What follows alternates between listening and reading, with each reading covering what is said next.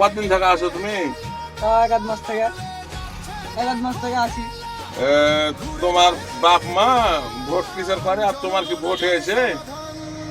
তো যদি তোমার ভোট হয়ে থাকে তাহলে তুমি কিসে ভোট দিবে এটা আমাকে কও, হ্যাঁ? আর আমিও তোমাকে বলছি যে কিসে ভোট। বিএনপিকে ভোট দেয়, আমার এটা প্রথম ভোট, বিএনপিকে ভোট দিব এটা।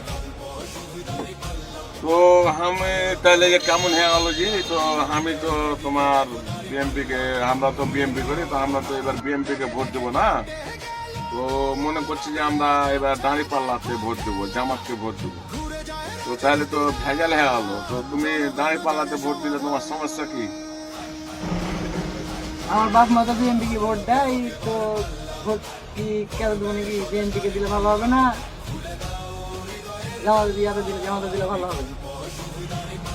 তো তুমি দাঁড়িপাল্লাতে এবার ভোটটা দাও। এবার তো দাঁড়িপাল্লায় পাস করবে, সারা বাংলাদেশে জোয়ার বয়ে গেছে দাঁড়িপাল্লার।